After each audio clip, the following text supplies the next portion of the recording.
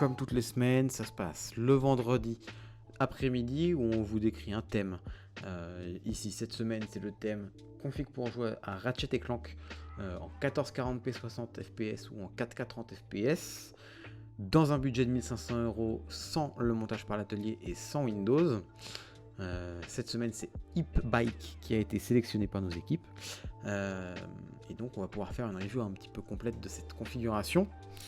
Il est parti sur un 13400F, 6 cœurs performants et 4 cœurs efficients, accompagné d'une B760 MDS3H AX DDR4 de chez Gigabyte, une carte graphique RTX 4070 WindForce OC, un ventirad Deepcool A400 Dark, très bon ventirad, 32 Go de RAM avec du 3200 MHz K16 en 2x16, un Crucial P3 Plus de 1TB, un boîtier Be Quiet Pure Base 500DX noir, ainsi qu'une alimentation MSI Mag A750GL PCIe 5 en 750 W Gold semi-modulaire. Modulaire et ATX 3.0, pardon. Du coup, très bonne configuration ici. Il y a plusieurs choix divers qui sont possibles. On va faire une alternative côté AMD. Donc on est dans 1500 € sans montage et sans Windows. Alors, on va partir sur la B550A Pro. La CG, je l'ai déjà en tête. Ce sera la 6950 XT avec toujours la K400 évidemment. La RAM, le même kit, il est très bon. Le SSD, je vais en changer et j'expliquerai pourquoi une fois que la configuration sera faite. Est-ce que ça passe dans un i3 ? Ça passe dans un i3. On en profite. Et est-ce que j'ai quelque chose qui rentre là-dedans ? On a. On va prendre une RME.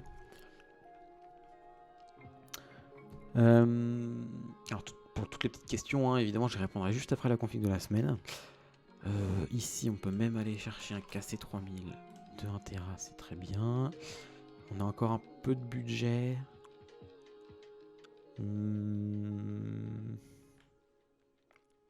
On va mettre un meilleur boîtier, histoire de... Qu'est-ce qu'on va prendre ? On va prendre... pas les 216, ils sont en rupture. On va prendre... histoire d'avoir quelque chose qui va bien dissiper côté carte graphique. Un Langcool 3, tiens. Je pense que c'est vraiment pas mal ici. Hop. Oublie pas les LED, c'est important le RGB. Et non, ce sera une configuration sans LED, sauf la carte graphique. Donc ici, le choix il se porte sur un 5600. C'est relativement proche par rapport à un 13400F en termes de performance pure en jeu en 1080p. Sachant qu'ici, on va orienter la configuration vers de la 1440p 60 ou 4K 30. Le processeur va très peu importer en réalité.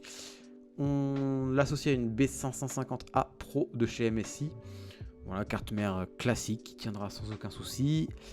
Niveau carte graphique, je fais le choix d'une RX 6950 XT Phantom Gaming OC de chez ASRock. Le but, c'est de maximiser les performances en jeu, tout simplement, on s'embête pas. On voit que la 4070, elle est située ici, à 69,1 de performance relative par rapport à une 4090.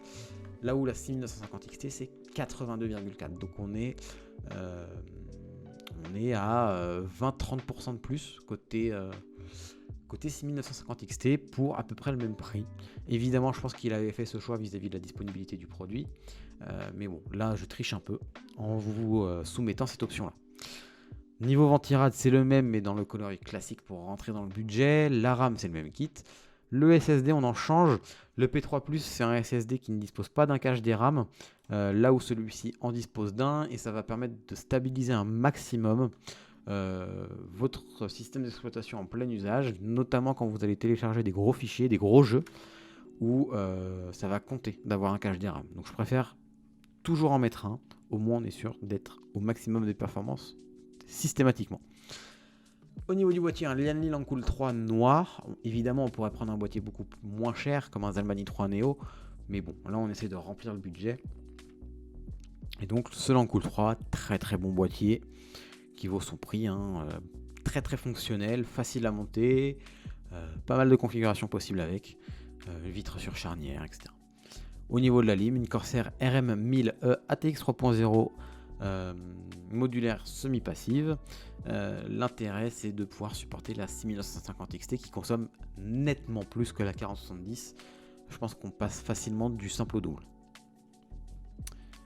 Golgot, j'ai juste filé le graphe, hein, c'est beaucoup mieux. Donc voilà, pour la config de la semaine, demain, nouveau thème, directement sur le Discord, point d'exclamation Discord, sur le chat, pour que vous puissiez le rejoindre, y participer dans le channel config de la semaine, et voilà, nouveau thème demain, en vous souhaitant bonne chance. Le tirage c'est lundi, et puis voilà, tout simplement.